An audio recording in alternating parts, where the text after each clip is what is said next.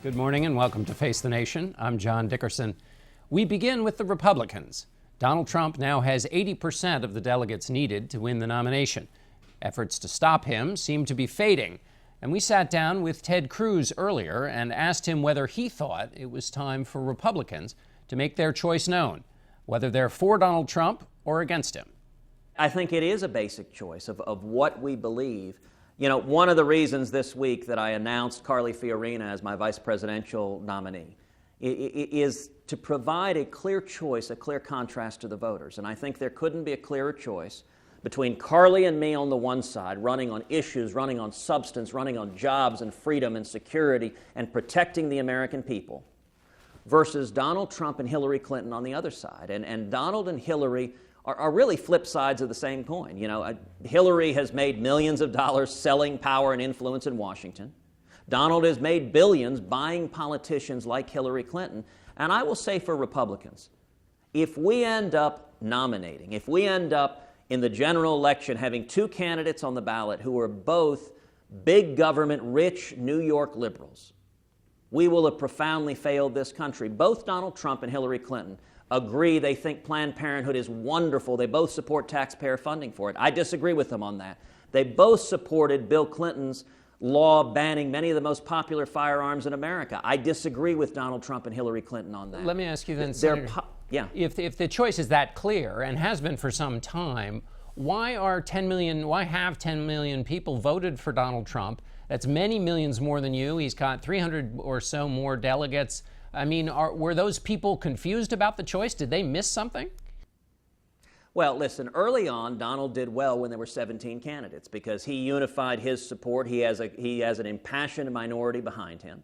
And when everyone else was diffused, he won a lot of early states. And then he just had a good week winning New York and the adjoining states, so he did well close to home, and the media reacted with breathless excitement. What I can tell you is prior to New York, in the 3 weeks that preceded it, we saw 5 states in a row that voted: Utah, North Dakota, Wisconsin, Colorado, Wyoming. 1.3 million people voted in those 5 states, and we won landslides 5 elections in a row. And you know, you ask, are people confused? Listen, Donald Trump is attempting to perpetuate one of the greatest frauds in the history of modern elections, which is he is trying to convince people that he's some sort of outsider.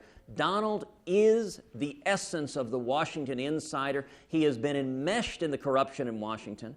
And you know, John, one of the things that illustrated that powerfully this week was when John Boehner went out of his way to attack me, to call me the devil, and then he praised 2 people. John Boehner praised Hillary Clinton, and he praised Donald Trump. He said Donald was his friend, was his golfing and texting buddy. If you think John Boehner is the kind of leader you want in the Republican Party, then Donald Trump is your candidate. If you think Nancy Pelosi and Harry Reid are the kind of leaders you want, Donald Trump is your candidate because he's contributed heavily to John Boehner, to Harry Reid, to Nancy Pelosi, to Hillary Clinton.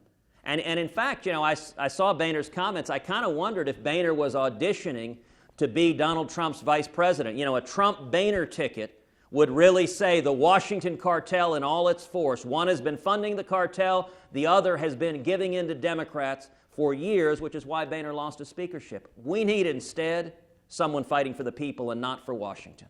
So, but your theory of how you'll get the nomination relies on you going to an open convention and overthrowing the delegates, the delegate lead that Donald Trump has. In order for that to happen, you can't do that without the help of the Washington establishment that you've just been talking about. John, here's where we are. Nobody is going to get to 1237 before Cleveland. I'm not going to get there, but neither is Donald Trump. We're going to go to a contested convention. When we arrive in Cleveland, I'm going to have a bunch of delegates. Donald's going to have a bunch of delegates. And it's going to be a battle to see who can earn the support of a majority of the delegates elected by the people. Let me ask you this, though, Senator. There's no question that you are the establishment's preferred candidate in that open convention competition. You don't deny that, do you?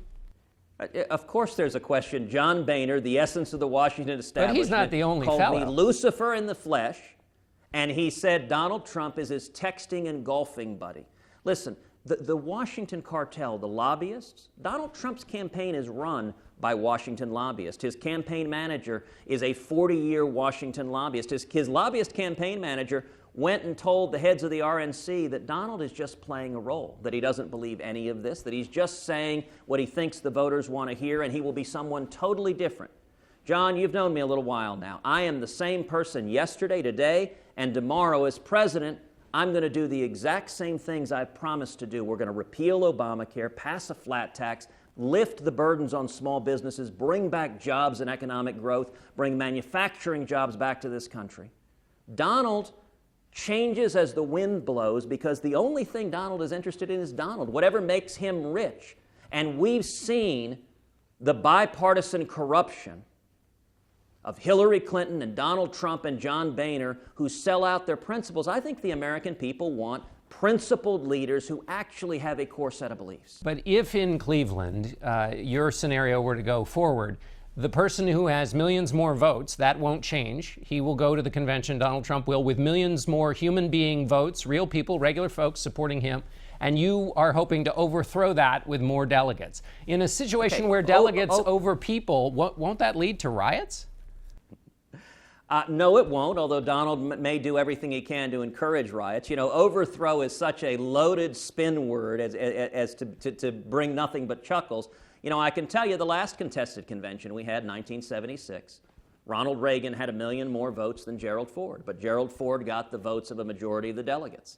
If you look back to the very first Republican convention in 1860, our very first candidate for president, Abraham Lincoln, came into a contested convention, and he was second in the balloting, and on the third ballot, he won a majority. The test is to win a majority, and Donald cannot win a majority. Majorities matter, and it's why Donald wants to change the rules and rig the system.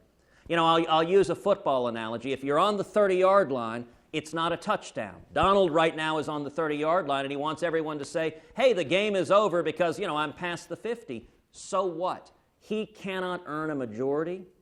And what we've got to do, you know, actually this week illustrated something powerful, John. If you contrast the people who are standing with me, Carly Fiorina, Indiana's Governor Mike Pence. On the other side, Donald Trump was proudly trumpeting the support of Mike Tyson, a convicted rapist who served 3 years in prison here in Indiana for rape. And Donald Trump says, well, Tyson is a tough guy.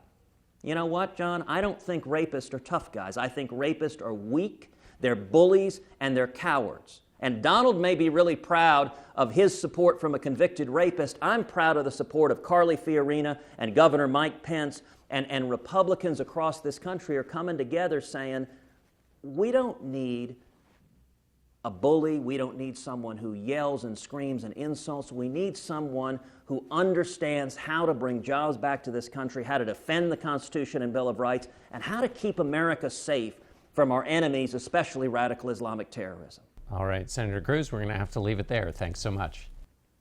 Thank you, John.